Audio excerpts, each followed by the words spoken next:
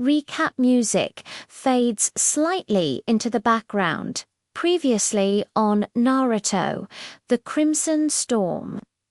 Kira, an Uzumaki girl with a mysterious past, was discovered near Konoha.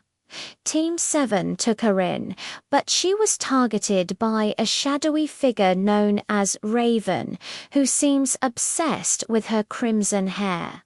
Now, the story continues. New scene music starts. Team 7 knew Kira needed to master her own abilities if she was ever going to be safe, so her training began in earnest. Naruto, ever the enthusiastic teacher, started with the basics: chakra control, tree walking, water walking, all the exercises he once struggled with. Sakura, with her precise chakra control, offered a more refined approach, guiding Kira through the delicate process of channeling her energy.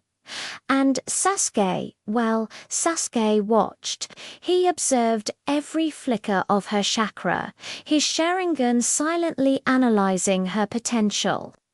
It was during one of these late-night training sessions, under the pale glow of a full moon, that something extraordinary happened.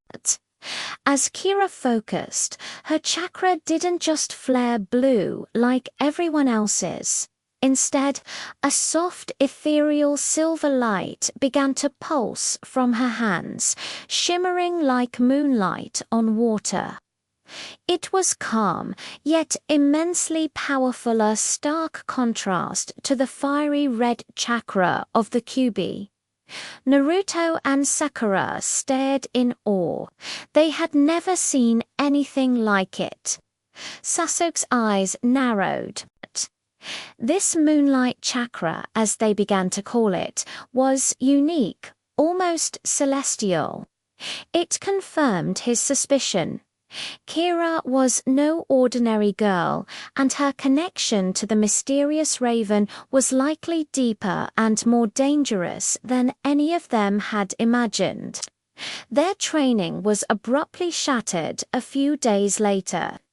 They were deep in the woods of Training Ground 44 when the air grew cold. Raven descended from the canopy, a silent spectre of black feathers and cold intent. The attack was swift, not aimed at defeating them, but at isolating Kira before Sasuke or Naruto could react. Raven's hand glowed with a dark, menacing purple energy and clamped over Kira's forehead. Kira screamed, not in physical pain, but in mental anguish. It was as if her very mind was being torn apart. Her memories, her name, her friends, her time in Konoha flickered and vanished like snuffed-out candles. In their place was only terror and confusion. In this state of pure panic, her chakra went wild. Uncontrolled blasts of raw, destructive energy erupted from her body, tearing up the ground and splintering trees.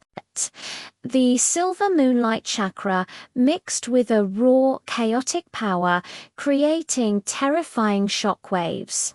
Team 7 was thrown back, forced to defend against the very person they were trying to protect. Just as quickly as he appeared, Raven vanished, leaving a terrified and memory-wiped Kira in the center of a crater. As Team 7 cautiously approached her, a new figure landed silently beside them. It was Juno, a top Scout-nin from the ANBU's Sensory Division. Lord Sixth had dispatched her to track Raven's unusual chakra signature. Her expression was grim. "I felt that," she said, gesturing to the devastated training ground. "Raven's technique. It doesn't just steal memories, it absorbs them.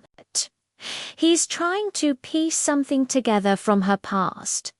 Over the next few days, while Sakura worked tirelessly to help Kira recover her stolen memories, Juno used her advanced sensory jutsu to trace Raven's faint chakra trail. She pored over old mission logs and intel reports, cross-referencing the unique properties of Raven's dark jutsu. Finally, she found a match. A dusty, forgotten file from the time of the Third Great Ninja War.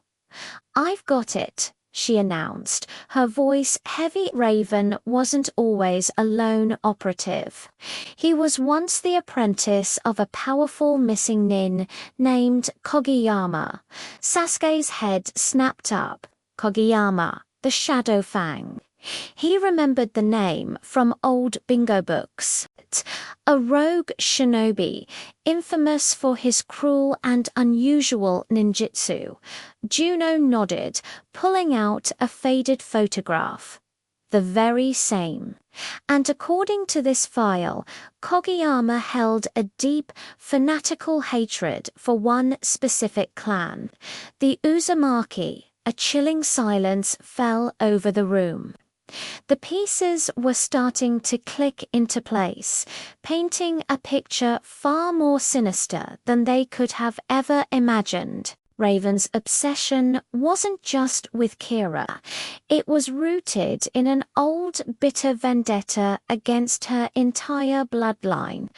What secrets from the past is Raven trying to uncover from Kira's mind? And what is the true nature of the Moonlight Chakra?